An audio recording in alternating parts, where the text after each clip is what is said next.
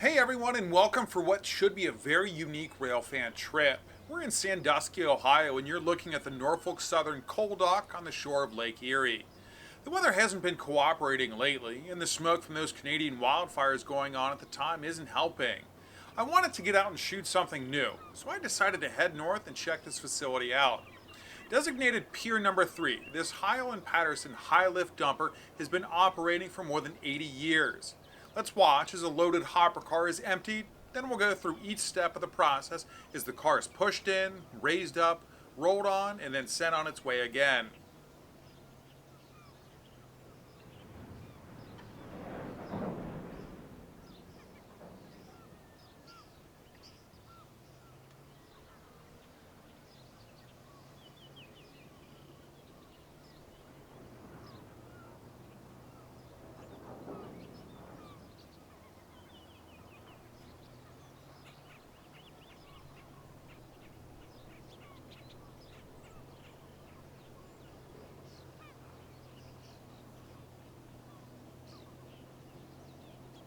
The coal dumper is more than 170 feet tall.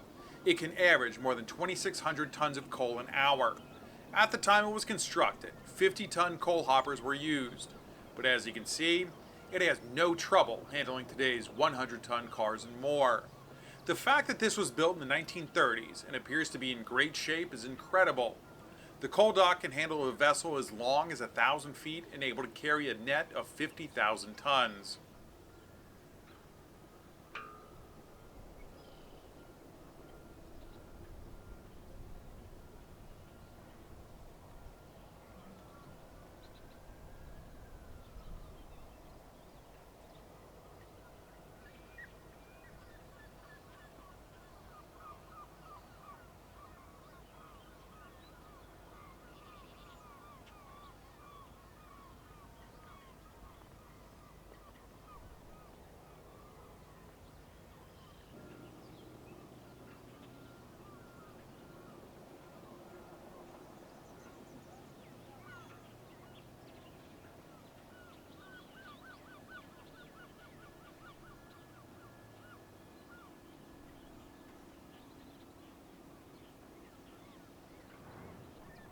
It takes less than 2.5 minutes to unload and load the next car.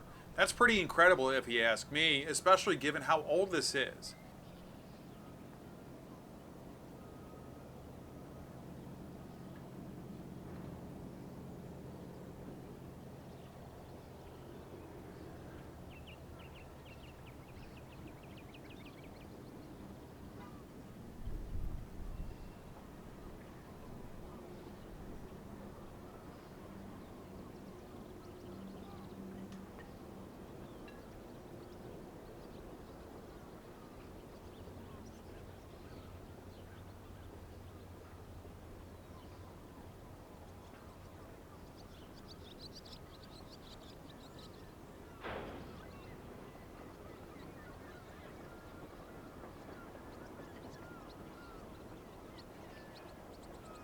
You can see a string of empty hoppers and closer to us another line of full ones.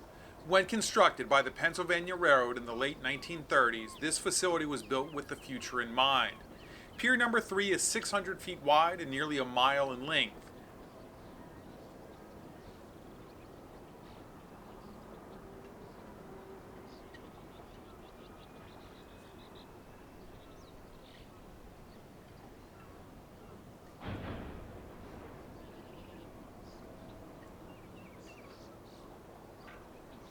So let's go in detail and see exactly what's going on. These hoppers are in line to be emptied. They're being pushed through by what I believe is a trackmobile. You'll see it a little bit later on, but I can't believe such a small machine can move so much weight. I'm not sure what goes on inside this building, maybe inspections of some sort. If you have any information on any of this, please do let me know. As we see the cars coming out the other end, they're getting sprayed down with water to minimize the dust kicked up in the air. Keep in mind, nearly all of this is not thermal coal. 95% of what comes out of the Sandusky area is metallurgical coal, also known as coking coal, and is used exclusively for steel production. Generally, this type of coal is baked in a coke oven to remove the impurities and produce the coke. This creates a form of almost pure carbon and is a much finer, powdery form. So, as you can imagine, it can create quite a lot of dust when moved around. Alright, enough science. So, the hoppers are sprayed and then waiting. On the other side of the hopper is another little engine. It pushes them into position for the next move. It took a while to spot how this little engine was able to move the cars, but I'll zoom in and slow it down so you can see what happened.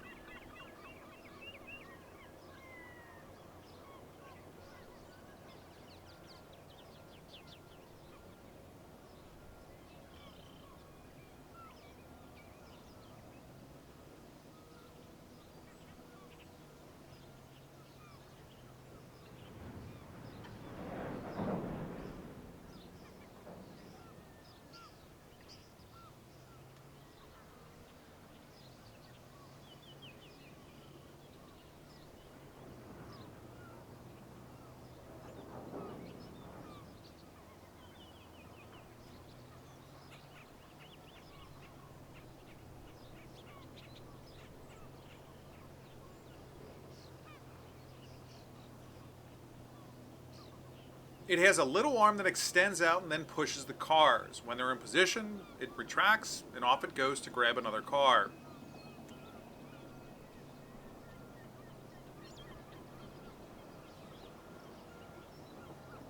As the little pusher backs away, the next pusher is already on its way. Keep an eye on the lower left corner of the screen. This little automated pusher cart has a plate that lines up with the coupler, and with the help of several cables, it walks our hopper up the incline toward the tower.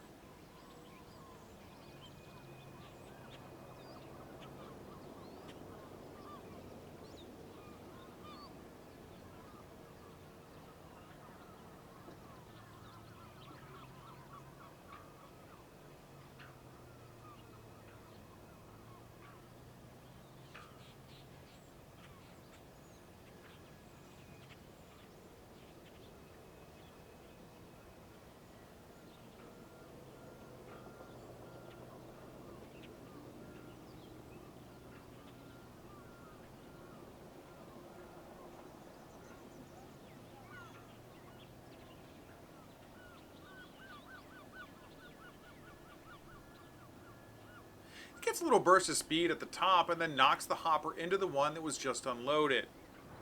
I was surprised it would hit so hard, but I guess running into an empty hopper won't cause that much damage. It then goes underground to do it all over again. We'll see how it's able to get above and below ground a little later. Let's watch it all go again.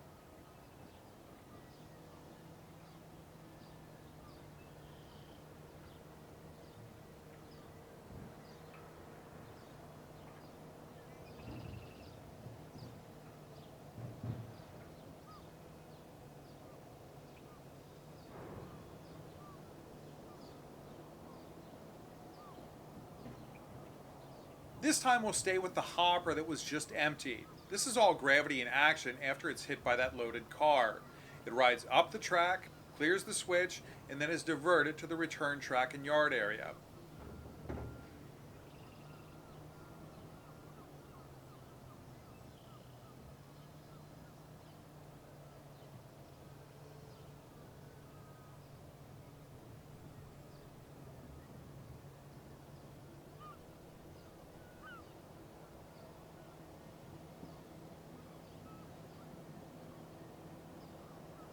Back to our loaded hopper, it's nearing the top, and you can see more water being sprayed on top of it.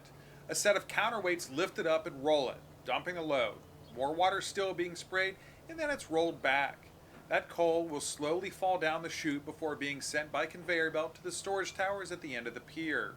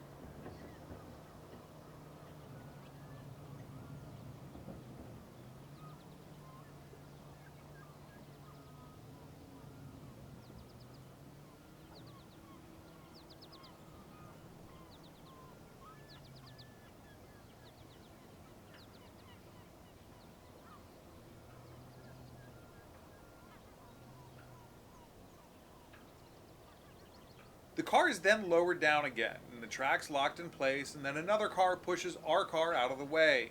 We can see a worker. I wonder how much of this is automated by sensor as each action is completed.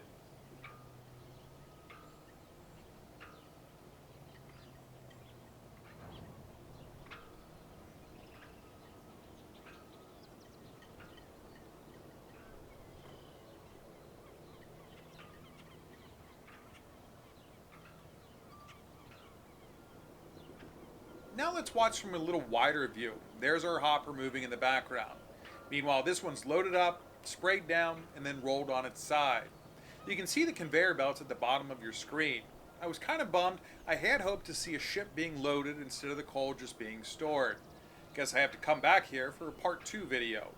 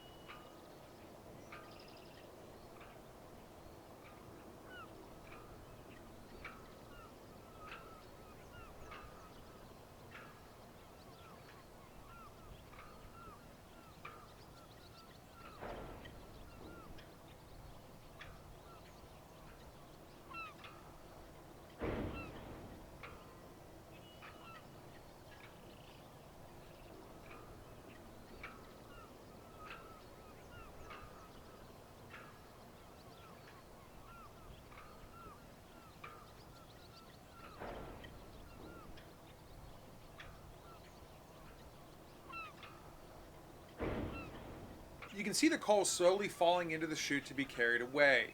There goes another car to the incline track. I was curious as to whether this was a mechanical switch or if maybe it was a spring switch that was guiding these cars. We'll take a closer look in just a little bit.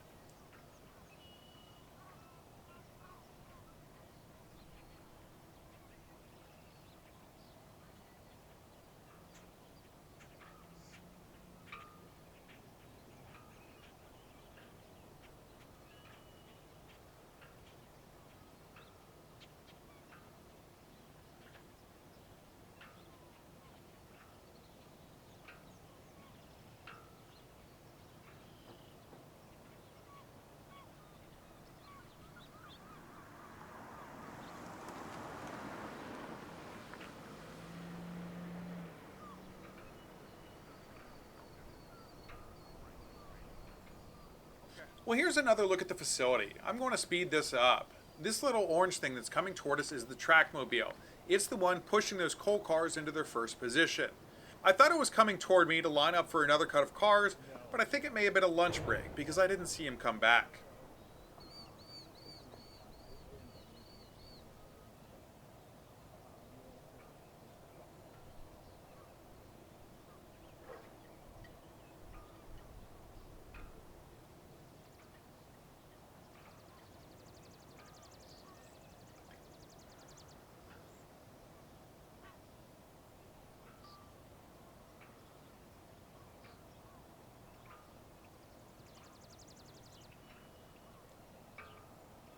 Now for a different view. You can see the hoppers entering that building once more. Let's fly toward the action.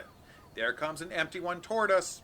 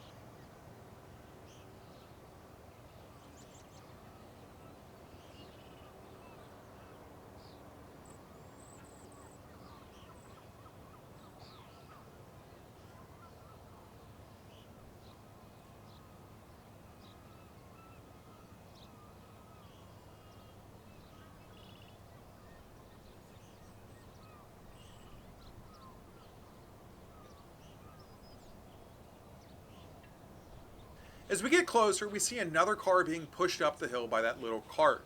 The other hopper is waiting to be pushed out. So how does that little thing go above and then below ground? Well, let's zoom in and slow it down. It rides on rails the entire time.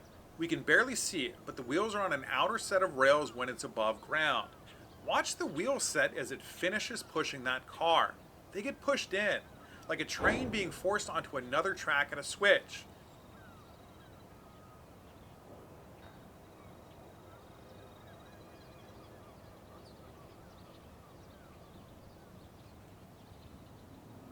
Now that the wheels are closer together, it slides underground and is able to go under the next car and get lined up all over again. The entire time I was filming this, I couldn't figure out how it worked, but I must say, what an ingenious system. I wonder how often that little cart derails.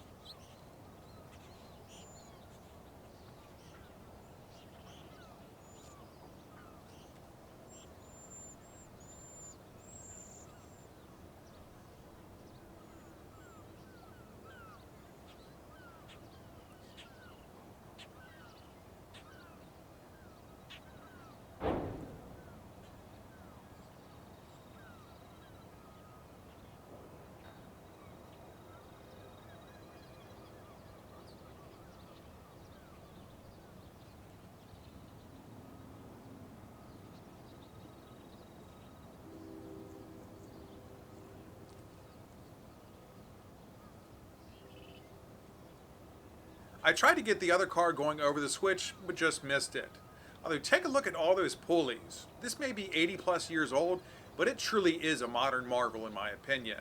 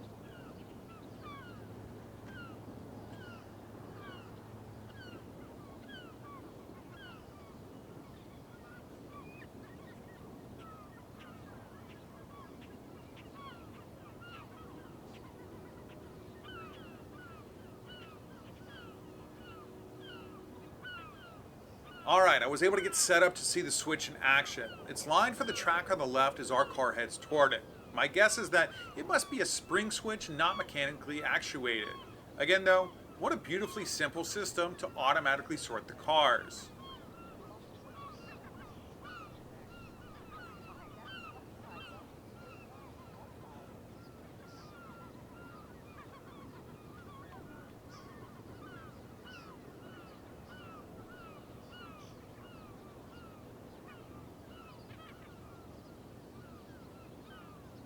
Here you can see the arm that comes out from that little pusher engine, and then it goes in as the engine goes to load another car.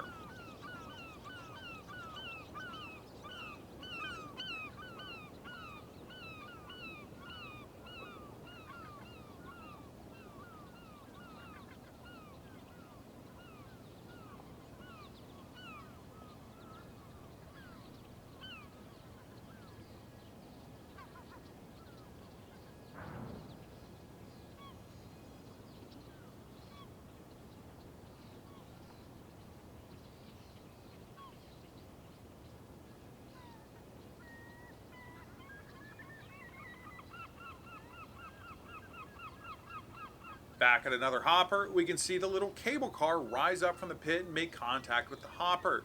It's just that flat little plate that pushes on the coupler. Those red cables are the ones pulling it up the hill. I'm not sure what keeps them in line on the lower portion, but at the top you can see some guide wheels.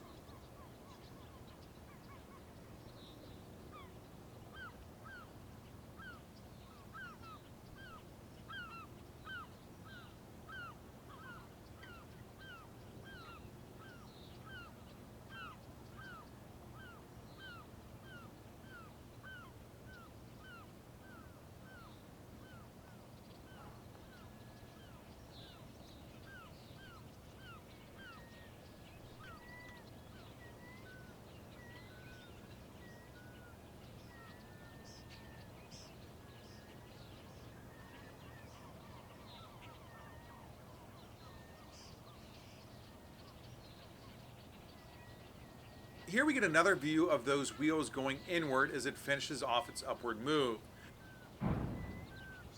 There's another set of cables that will pull it back down to start this process all over again.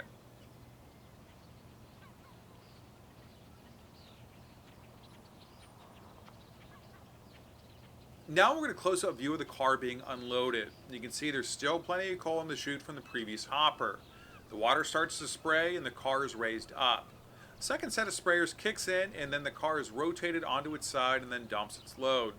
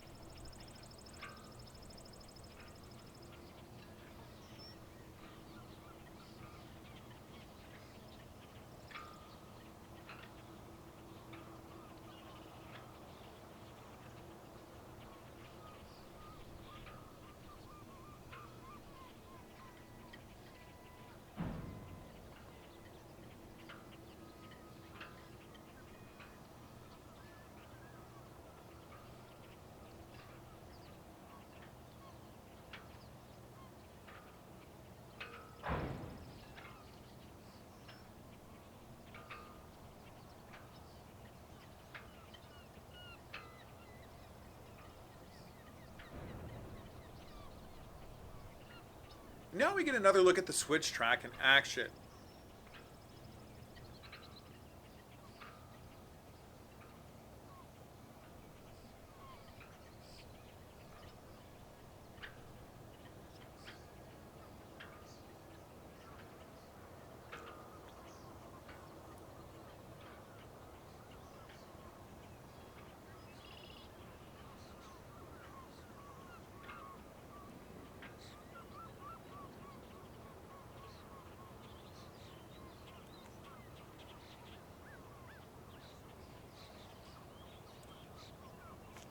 As we follow the car, those look like retarders to me to help slow the hopper as it's guided to its final resting spot. We'll watch one more time from behind the switch. I had one more car to see this switch in action, so this time I was ready. We'll zoom in, slow things down, and confirm it is in fact a spring switch. You can see its line for the exit track on the right.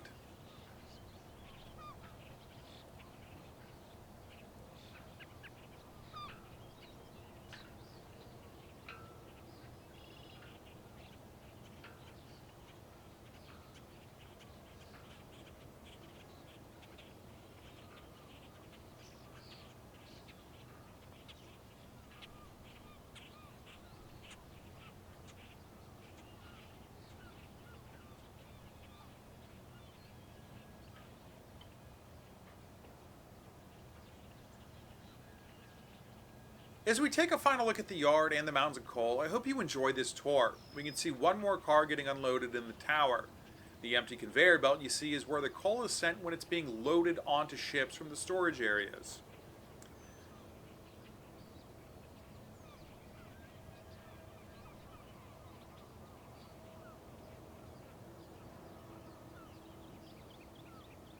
It was a great deal of fun filming this and getting to see everything in action.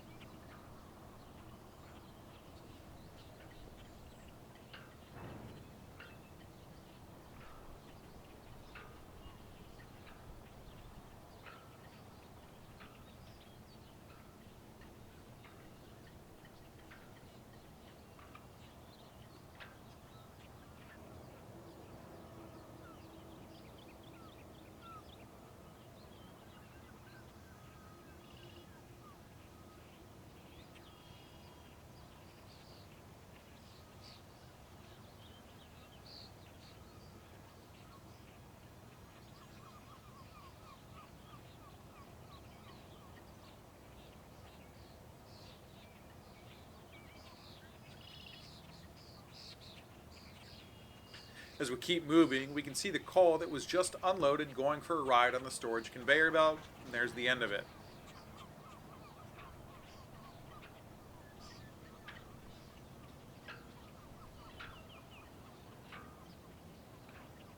This shot shows us the 3 storage towers. They're taller than the coal dumper.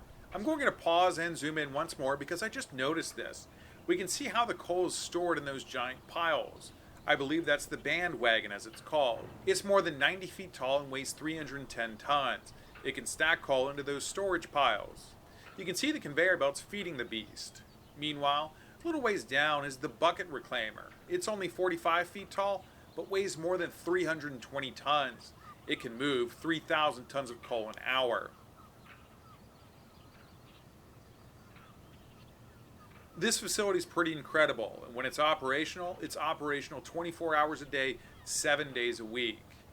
Well, that does it. I've got a second part of this trip that features the Norfolk Southern Sandusky yard and a few catches as trains cross Lake Erie. I'll put a link to that in the description when it's finished. I really do hope you enjoyed this and maybe learned a thing or two. As always, let me know what you think, and if you like this video, I certainly would appreciate you hitting that thumbs up button. Until our next trip, I hope you have a great day.